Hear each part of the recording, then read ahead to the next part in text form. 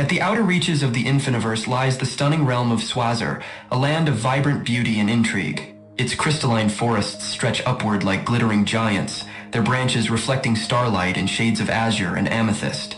Rivers of liquid light wind through valleys rich with luminescent flora, each petal glowing in ethereal blues and greens, while the air is filled with the scents of exotic blooms. Here, nature and magic intertwine seamlessly. Swazer is not only a natural wonder, but also a hub of innovation.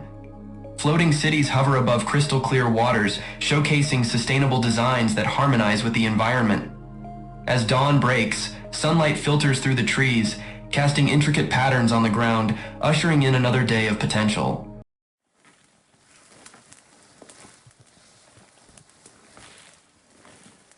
At the heart of Swazer lies Verdura, a city crafted within towering trees.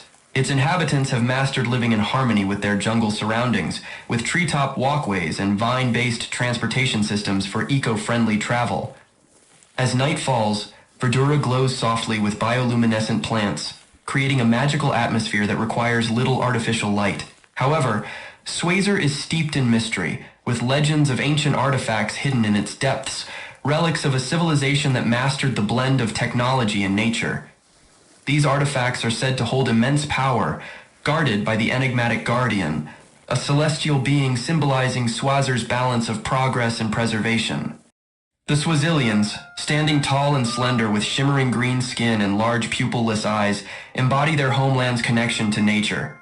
Their villages thrive around rolling hills and cerulean crystal lakes, and their culture is rich with communal rituals and celestial harmony temples. Master artisans, they craft advanced technologies from the abundant cerulean crystals, fueling both their economy and innovation. Swazer's governance is a decentralized democracy, with each village electing representatives to a council of elders led by High Elder Orlin and Elder Lissara.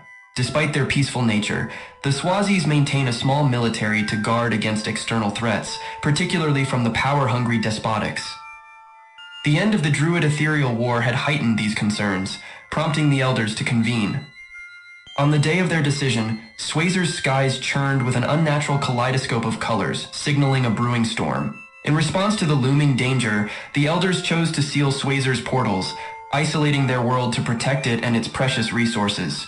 This decision, while protective, also made them a target. The Despotics, led by the ruthless Thanatos, had learned of Swazer's advancements and set their sights on the coveted stellarium crystals essential for space travel. Thanatos, a master of deception, first attempted to sway the elders with false promises of peace, but the wise leaders saw through his lies. At first, Thanatos, the menacing general of the Despotics, sought to sway the elders through holographic communications. Appearing before them as a flickering projection, Thanatos attempted to mask his malice with a veneer of sincerity. Thanatos began, his tone deceptively gentle. Esteemed elders of Swazer, I come to you in earnest plea. Our forces are in dire need of medical resources that only your Stellarand can provide. Without them, countless lives will be lost. I implore you to reconsider your decision and open the portals so that we may procure the aid we so desperately require. Despite Thanatos' seemingly earnest appeal, the elders remained steadfast in their resolve, recognizing the thinly veiled deception lurking beneath his honeyed words. Refusing to yield to his manipulative tactics, they stood united in their determination to protect their Stellarand's resources from falling into the hands of the Despotics. Undeterred by their refusal, Thanatos made a second attempt to deceive the elders, fabricating another lie in a desperate bid to coerce them into submission.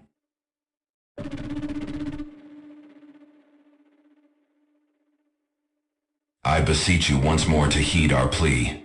A grave threat is looming on the horizon, a threat only your cooperation can help us avert. We need your help and resources, and offer an alliance with us. There will be no bloodshed, and we can rule both realities together. The Infiniverse is in trouble, and we need each other to rule it to make it the way it should be.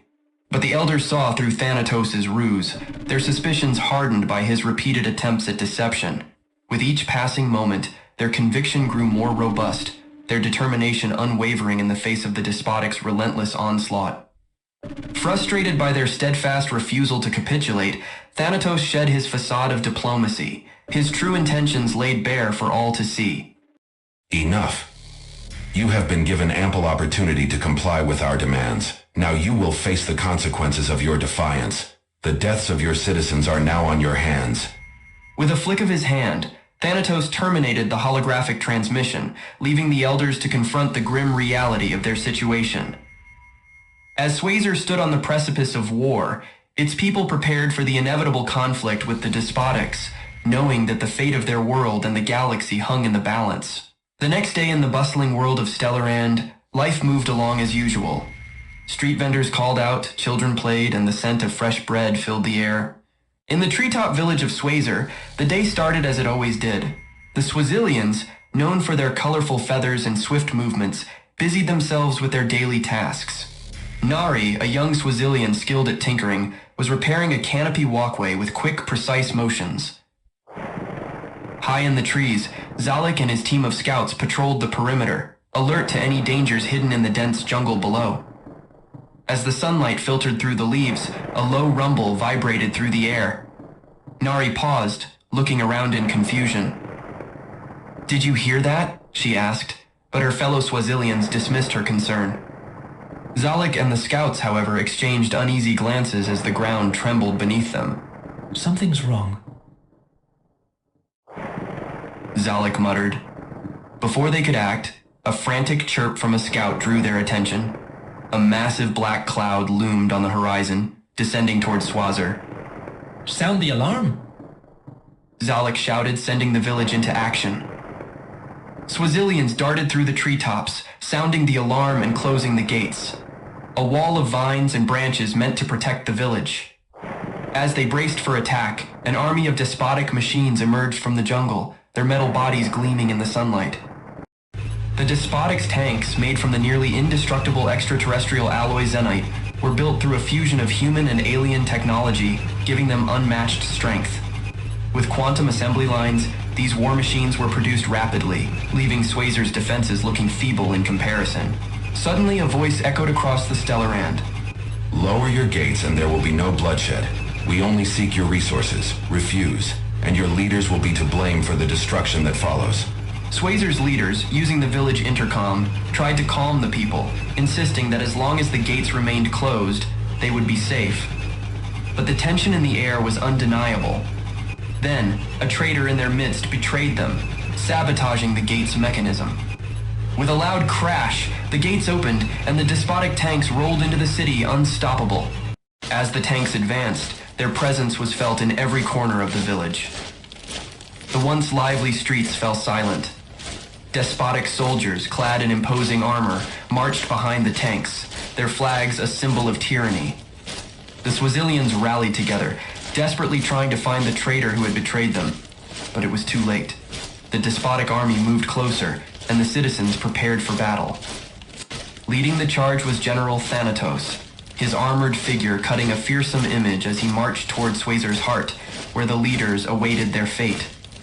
In the capital city of Lumara, a last bastion of hope, the elders stood ready to defend their home. High Elder Orlin and Elder Lysara activated emergency beacons, praying for help from nearby allies. Under the harsh glare of Swazer's twin suns, each soldier of the Despotics stood resolute, their armor glinting with a menacing sheen.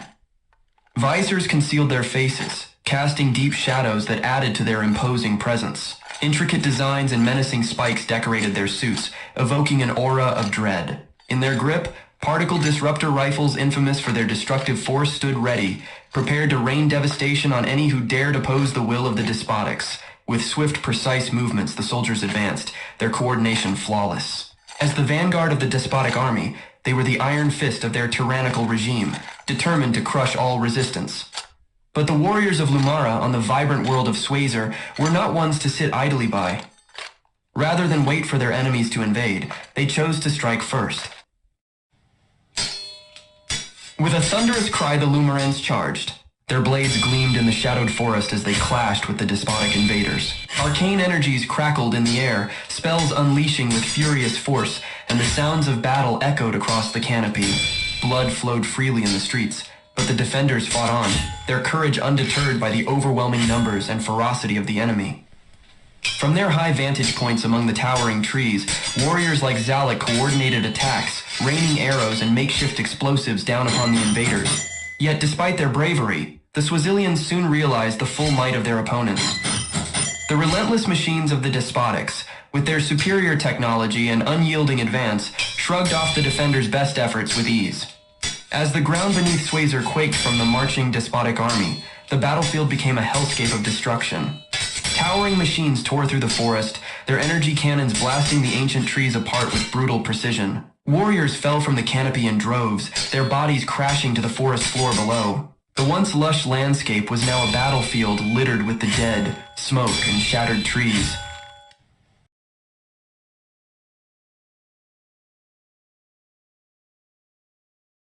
Amid the chaos, Nari darted through the battlefield, seeking cover from the relentless blasts of energy that lanced through the air.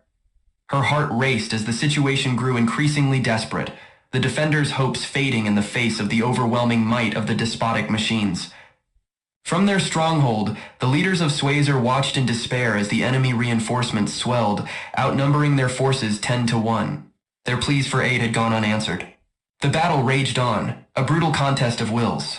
The Swazer warriors fought with all their strength and skill, but the Despotics, fueled by their lust for domination, struck back with unmatched ferocity.